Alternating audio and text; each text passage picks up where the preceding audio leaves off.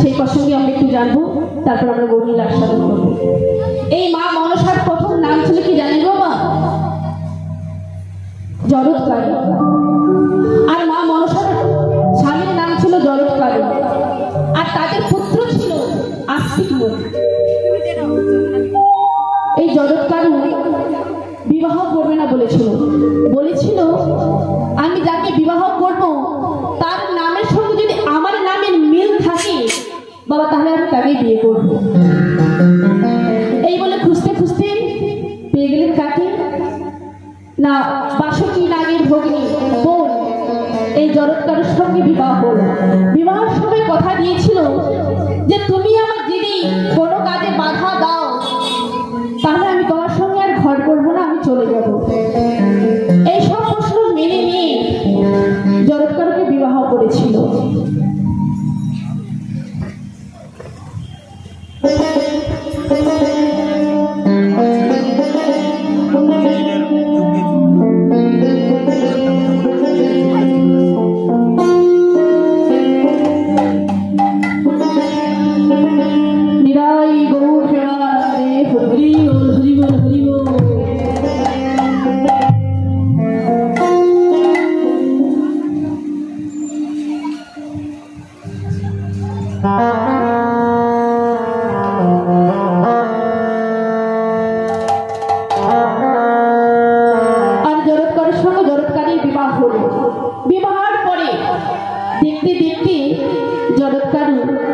জরৎকারী বাবা অন্তঃসত্ত্বা হল, আর অন্তঃসত্ত্বা হওয়ার পর তাদের একটা পুত্র হল।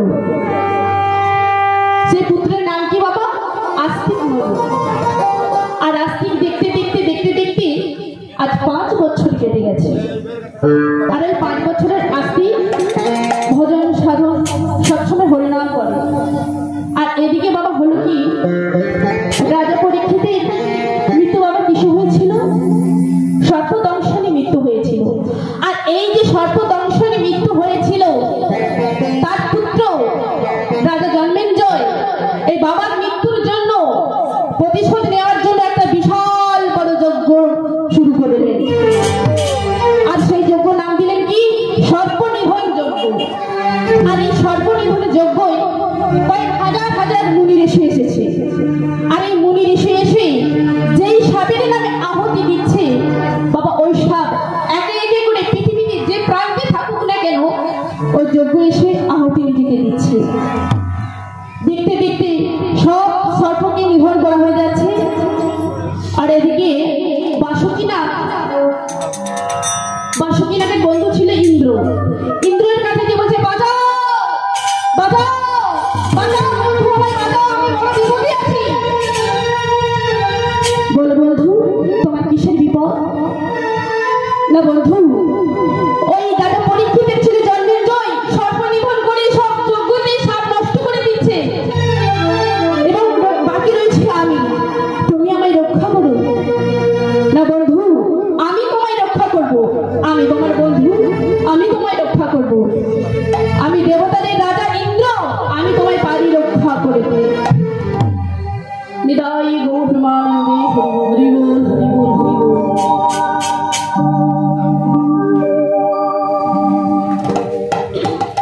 আমি পারি তোমায় রক্ষা করতে। এই বলে কি করলো না, ওই বাসুকীনাথ ওই রাজা ইন্দ্রের সিংহাসনে বেড় দিয়ে ভালো করে বসে আছে। আর এদিকে যজ্ঞে আহুতি দিচ্ছে, দেখছে না বাসুকীনাথ আসছে না। এই বলে কি করলো বাবা, সবাই ধ্যান করে জানতে পারলেন কি না বাজাচ্ছে কি না ইন্দ্রদেব। ওই রাজা জন্মেঞ্জয় বলছিলেন তখন যে তাহলে ওই ইন্দ্রের নামে তাহলে আহুতি দাও, তাহলে ইন্দ্র সহ বাসুকীনাথ আসবে যজ্ঞ করবে। এই বলে কি করলো বাবা, বাসুকীর নাগে আর ইন্দ্রের নামে আহুতি দিচ্ছে। আর এদিকে জরৎকারী বলছে, ওরে পুত্র তোর মামা আজ বড় বিপদে আছে বাবা, তুই যা বাবা, তোর মামার কুল তুই রক্ষা কর বাবা। তোর বাবা বলেছিল তুই নাকি তোর মামার কুল রক্ষা করবি বাবা, তুই আজকে যা বাবা, তোর মামার কুল যে বড় বিপদে বাবা, তুই যা তাড়াতাড়ি করে। এই বলে আস্তিক আসছে আর হরি বল হরি বল। আর বাবা আজকে গেছে কি দেখছে না, তার মামা ইন্দ্রদেব ওই যজ্ঞকুণ্ডে ঝাড় দেওয়ার জন্য প্রস্তুত হয়ে গেছে। আর আসতে গেছে যেই না বলবে তুষ্ট তুষ্ট তুষ্ট, এই যেই না তিনবার তুষ্ট তুষ্ট বলেছে ওই শূন্য আকাশে রথ সহ দাঁড়িয়ে গেল, আর এই যজ্ঞকুণ্ডেতে পড়ছে না। মনি ঋষি সবাই অবাক, কে এই ছেলে? এই ছেলের এত ক্ষমতা, আমাদের এই মন্ত্র বন্ধ করে এই ছেলেটা দান করে দিল রথটা। সবাই অবাক হয়ে ওই ছেলেটার কাছে এসে বলছে, হে বলো তোমার পরিচয় কি, তোমার পিতার নাম কি, তোমার মাতার নাম কি, তোমার নাম কি, তুমি তোমার পরিচয় আমাদের কাছে দাও।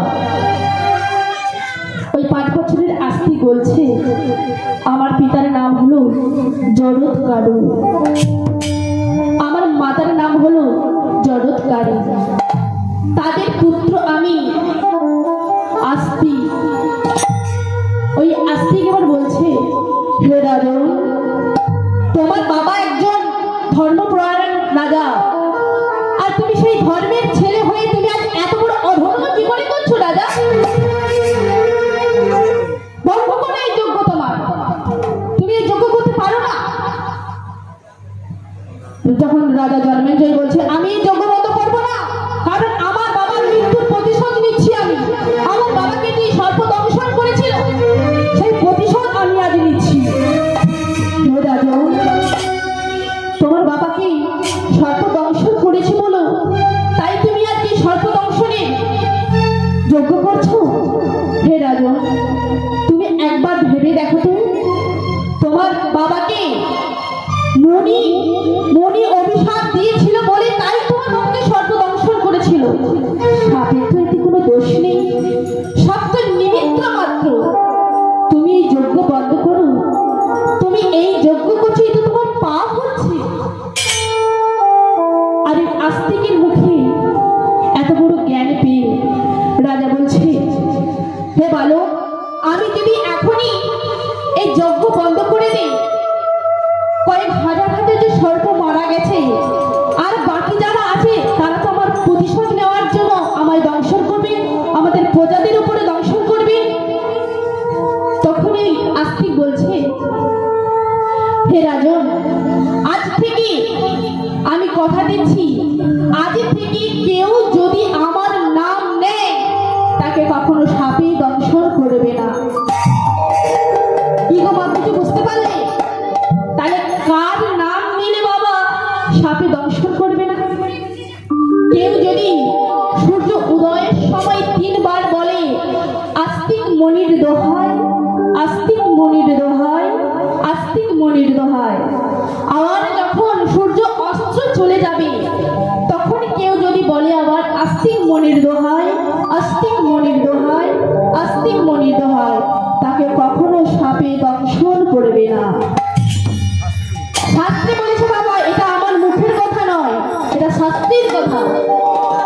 তাই আপনারা সবাই ঘুম থেকে ওঠার সময় এবং সূর্য অস্তের সময় আপনারা সবাই বলবেন কি, আস্তিক মনির দোহাই নেবেন। আপনি জঙ্গলে যান, যেখানে খুশি যান না কেন, আপনাকে কখনো সাপে দংশন করবে না। তখন বাসুকি নাগও বলছে, ঠিক আছে, আমিও মেনে নিলাম, আস্তিক মনির দোহাই যদি কেউ নেয়, আমার কোনো সর্বকুল তাকে কখনো দংশন করবে না। জরৎকারী এসে তখন বলছে, হে রাজন, আস্তিকের মা তখন এসে বলছে, হে রাজন, তোমরা সবাই শোনো, আমি আজ থেকে শুধু এই আস্তিকের মা নয়, আমি সকল সর্পকুলের জননী হতে চাই। আমার ছেলের জন্য যখন সর্পকুল রক্ষা পেল, তাই আজ থেকে আমি সর্পকুলের জননী হতে চাই। বাসুকি নাগ বলে, তথাস্তু, আজ থেকে তোমার কাছে কেউ যদি পুজো দেয়, সর্পকুল শান্ত হবে, সর্পকুল শান্ত হয়ে যাবে। আজ থেকে তোমার নাম হবে, আমি তোমার নাম দিচ্ছি কি, মা মনসা। আজ থেকে আমি তোমার নাম দিলাম মা মনসা।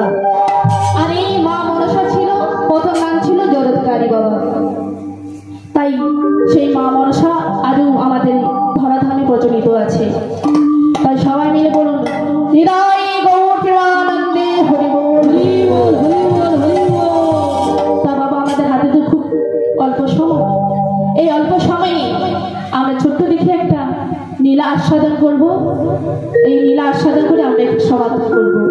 তাই সবাই বলুন হৃদয়